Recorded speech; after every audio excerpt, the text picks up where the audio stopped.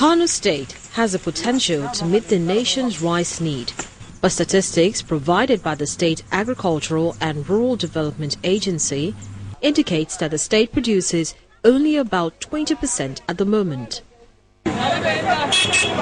Channels Television travelled down to Kura, the hotbed of rice production in the northern Nigerian state.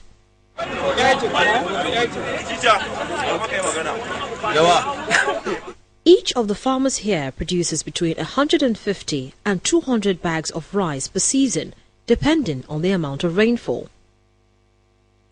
Even though farming is at a subsistence level with a lot of drudgery, the rice farmers boasted that they would have been able to feed the over 150 million people in the country were it not for a plethora of challenges.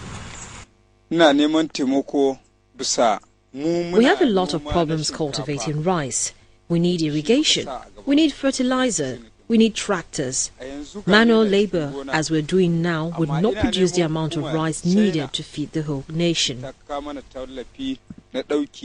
If government assist us with capital, fertilizer, tractors, and other facilities, Kano can be able to feed all Nigerians.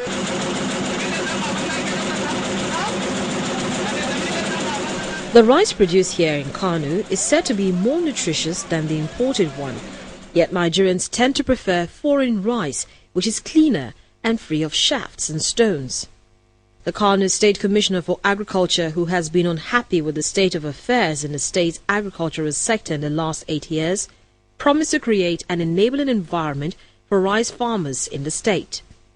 The rice we have here, the quality is excellent. What is the problem here is in the area of the polishing and the destoning, which makes it different from that, being that is imported.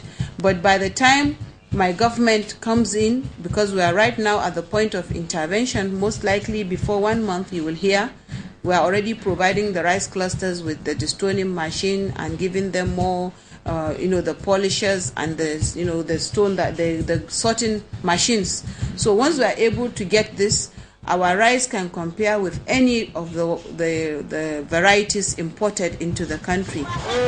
Aware that it would be extremely difficult to harness the huge potential of Kano State in rice production, the government here has bought into the federal government tractorization program, under which 80 tractors were distributed to farmers.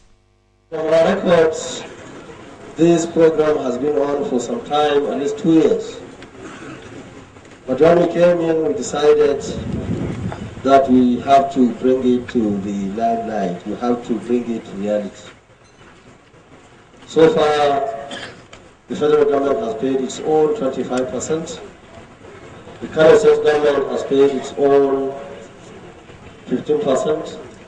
And the farmers concerned have paid 10% and agreed to pay the remaining percentage in the nearest future. Recently, farmers under the auspices of the All Farmers Association of Nigeria held their annual general meeting in the ancient city, insisting that the time for government at all levels to hear their voice is now. The farmers need to be seen and heard. They must have a looming presence and a loud voice in our national affairs. After all, they are the men and women upon whose shoulders, weak or strong, fall the heavy burden of feeding the nation. No nation has succeeded in transforming itself without fixing its agricultural sector. The evidence is all around us. China, India, Vietnam, Thailand are today big players in the world economy. By transforming its agriculture, China was able to lift 440 million people out of poverty within a period of 10 years. That is more than twice the population of Nigeria. All these nations started by building on the solid foundation of agricultural transformation.